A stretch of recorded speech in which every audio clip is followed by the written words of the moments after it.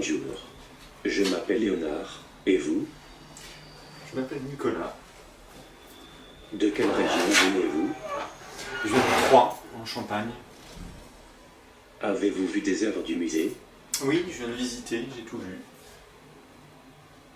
Vous avez vu la sculpture du soldat à l'arc devant nous? Non, désolé, je ne l'ai pas vu. C'est Jacques Bousseau qui a créé cette sculpture. Apparemment, c'était un artiste connu. Il a vécu à quelle époque, cet artiste? J'ai lu que la sculpture a été réalisée entre les périodes classiques et baroques. Mais du coup, plus proche du classique ou plus proche du baroque? Dans le style classique, les lignes sont régulières et le décor est sobre. Dans le style baroque, il y a plus de mouvement et d'expressivité. À votre avis, la sculpture est classique ou baroque?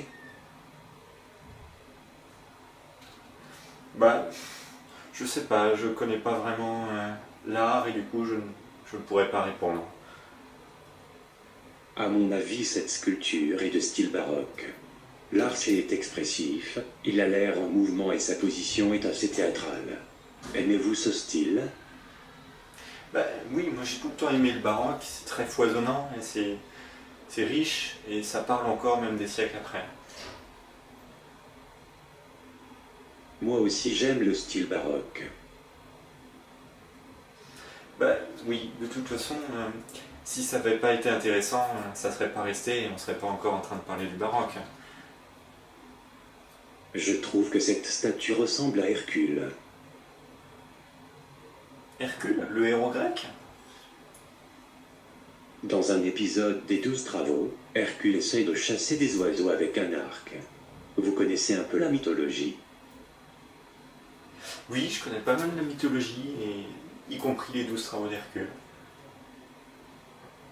Alors vous savez peut-être que pour sa 6e épreuve, Hercule doit libérer les habitants du lac de Stymphale envahi par des oiseaux nocifs. Intéressant, non?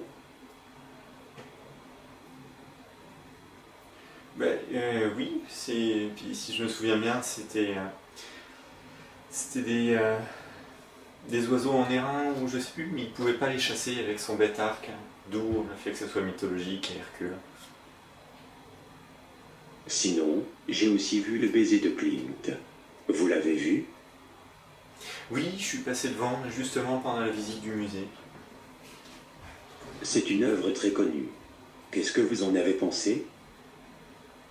J'ai tout le temps un avis mitigé, et j'ai pas d'avis sur ce genre de sculpture, sur ce genre de peinture, parce que il y a d'une part la technique, d'autre part à quel point ça nous parle, et en l'occurrence, autant je peux être admiratif de la technique, autant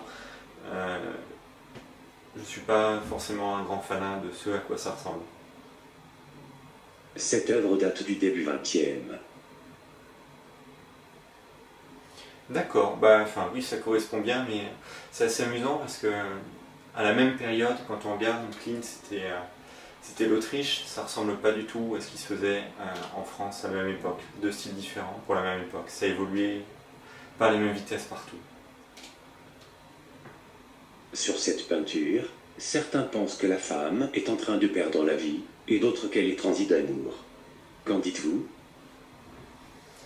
Je sais pas du tout, et je me demande si c'était pas justement la volonté de l'auteur de ne pas montrer, de laisser l'interprétation libre au spectateur. En fait, je pense que le décor du tableau suggère la passion amoureuse. Il y a des feuilles d'or, des fleurs et une position intime. Avez-vous vu la photo du chien gonflable de Jeff Koons? Oui, je l'ai vu aussi pendant la visite.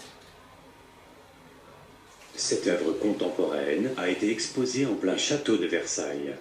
Comment la trouvez-vous?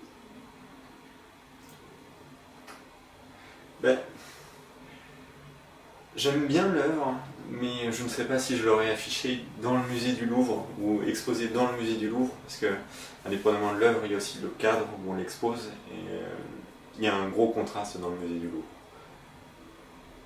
Ah bon, vous trouvez que le chien gonflable est joli? Oui, ça a un certain charme. Enfin, tant la couleur que la forme, on peut apprécier, oui. C'est juste que ça cadre pas nécessairement le Louvre. À Versailles, pardon. Il y a un exemplaire orange de cette œuvre qui s'est vendu à plus de 58 millions de dollars. C'est incroyable, non? Oui, surtout par comparaison, parce que même des œuvres classiques qui sont très réputées ne montent pas forcément assez longtemps. Donc oui, c'est étonnant. C'est l'œuvre qui s'est vendue le plus cher pour un artiste encore en vie. Le marché de l'art est imprévisible.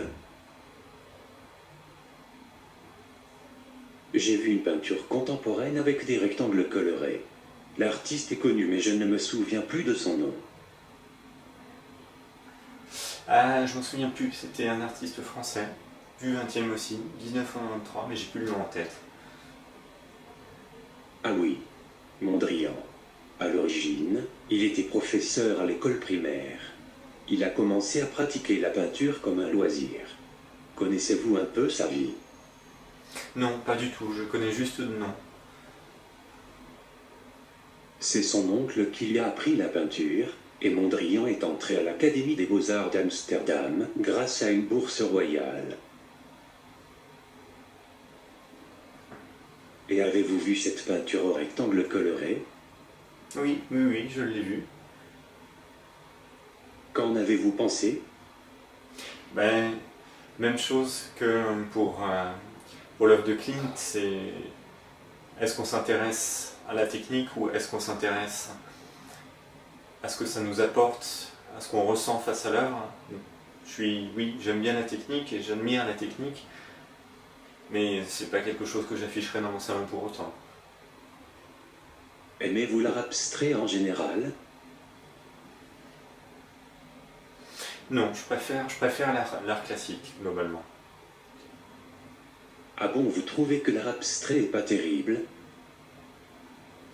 C'est pas tant pas terrible que je dirais, mais c'est juste que ça me parle moins. J'ai pas été formé à ça, je ne le comprends pas. Je pense que c'est assez humain de préférer regarder des choses qu'on comprend et qu'on est capable de juger et d'apprécier. Ah oui, j'ai aussi vu un tableau avec un bébé sur une table. Vous vous souvenez du nom du tableau? La leçon de dissection, ou quelque chose comme ça. En fait, le bébé est mort-né. Le médecin montre comment l'oxygène est transmis par le placenta. Comment avez-vous trouvé ce tableau?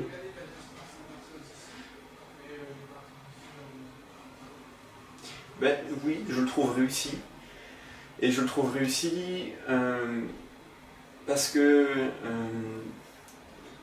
voilà, tout est représenté, enfin les expressions des gens, donc des médecins en train de disséquer, toutes les allusions comme le squelette à droite, comme si on était en train de modéliser, que ça servait de référence, c'est très parlant en fait ce qui se passe. Donc oui, pour moi c'est réussi.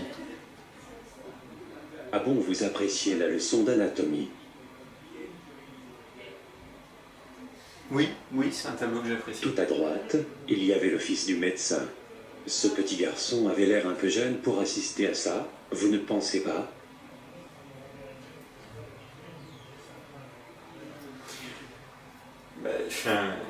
Je suis surtout étonné qu'on soit en train de parler. Enfin, c'est ce qu'a voulu représenter l'auteur, c'est ce qu'il pensait qu'il se serait fait à l'époque. Donc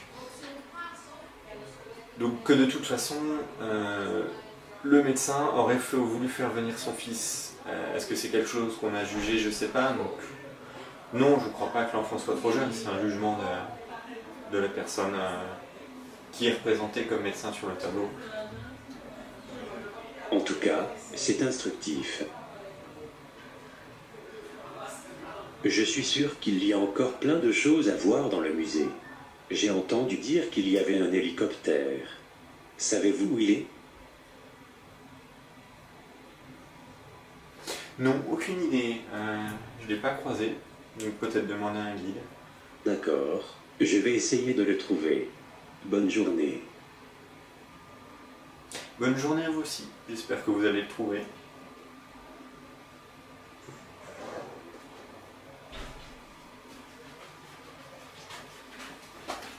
Merci beaucoup.